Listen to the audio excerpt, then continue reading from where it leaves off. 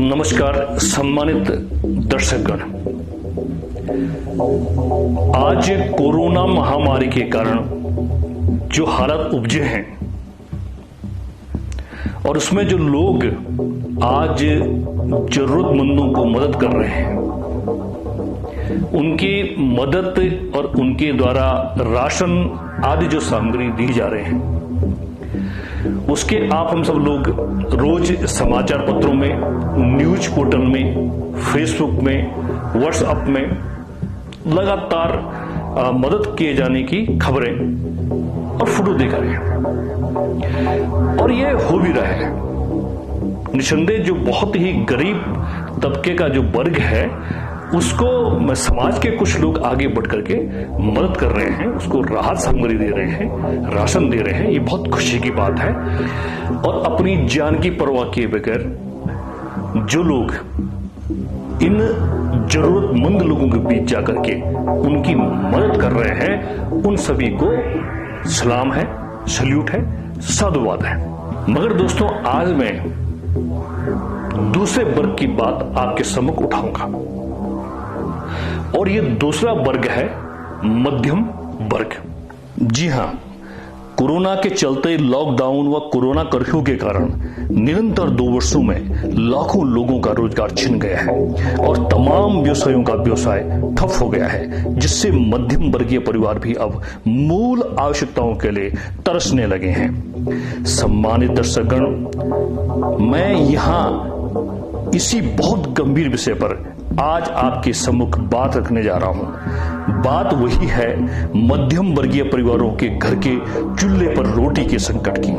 आज अनेक सामाजिक संस्थाएं और जनप्रतिनिधियों द्वारा मदद पहुंचाने में पिछड़े वर्ग को तो राहत मिल रही है, मगर लगभग 2 वर्ष से बेरोजगार बैठे मध्यम वर्गीय परिवारों के जीवन में तो अब बहुत दुश्वारियां बढ़ने लगी हैं।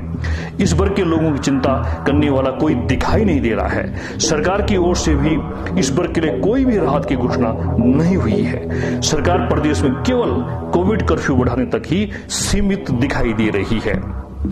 अब हालत आज ये तो देश भर की है, सभी प्रदेशों की है, मगर उत्तराखंड प्रदेश की हालत ज्यादा खराब है। यहाँ खेती किसानी तो पर्याप्त मात्रा में होती नहीं है और नहीं कोई यहाँ फैक्ट्री या कारखाने रूपी इंडस्ट्री है।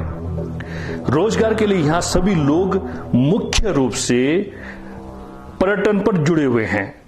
पर्यटन अर्थात धार्मिक और प्राकृतिक पर्यटन। पर्यटन ही यहाँ की लाइफ लाइन है, जो लगभग 2 साल से बंद है। अपनी कड़ी मेहनत और स्वावलंबी जीवन शैली के कारण समाज में अपना एक मुकाम हासिल करने वाले एक खुददार मध्यम वर्गीय परिवार के व्यक्ति की स्थिति ठीक उस गर्म लाल लोहे जैसी है, जिसे पहले आग में पिघलाया जाता है और फिर घन से उसकी छाती को पीटा जाता है, मगर वह उफ तक नहीं कर पाता है। अर्थात मध्यम वर्गीय परिवार पर सभी तरह की जिम्मेदारियां होती हैं, तमाम तरह की देनदारियां होती हैं, जैसे कि व्यवसाय व घर निर्माण पर बैंक का कर्जा, बिजली व पानी का बिल, इनकम टैक्स व जीएसटी, कर्मचारियों या सहयोगियों का मेहनताना, घर व बच्चों के सभी तरह के खर्चे। इसके अलावा समाज में जो चैरिटेबल कार्य होते हैं, उसमें भी आर्थिक योगदान देने की जिम्मेदारी इसी मध्यम वर्ग पर होती है। मगर सीजन के समय लगातार बंदी के कारण व्यवसाय चौपट है, सारी तैयारियां धरी की धरी रह गई हैं। स्थिति यह हो गई है कि आज हजारों मध्यम वर्गीय परिवारों के सम्मुख परिवार के भरण पोषण का संकट उत्पन्न हो गया है। कई घरों में तो राशन पानी की समस्या तक उत्पन्न हो गई है। वे भारी आर्थिक और मानसिक तनाव में हैं। बस ईश्वर से विनती कर रहा है कि उसके घर परिवार पर कोई दुख तकलीफ न आने पाए। क्योंकि ऐसा हुआ तो उसके पास तो अस्पताल तक पहुंचने के लिए पैसे नहीं है। मगर हालात यह है कि अपने सामाजिक दायरे के कारण, अपनी इज्जत के कारण वह व्यक्ति अपनी पीड़ा को किसी से बयां भी नहीं कर सकता है। बस दुनिया के लिए घर के दरवाजे पर लगी संपन्नता रूपी चादर के पीछे जीने को मजबूर है। यह वर्ग राष्ट्र और समाज की वह पटरी है जिस पर सवार होकर देश की आर्थिकी और विकास की गाड़ी दौड़ती है। मगर इस वर्ग की हर बार बहुत अनदेखी होती है, हर बार कुचला जाता है। इस वर्ग के सहयोग के लिए कहीं से कोई दो हाथ बढ़ते हुए नहीं दिखाई दे रहे हैं। कहीं से तिरण भर उम्मीद का उजाला नजर नहीं आ रहा है।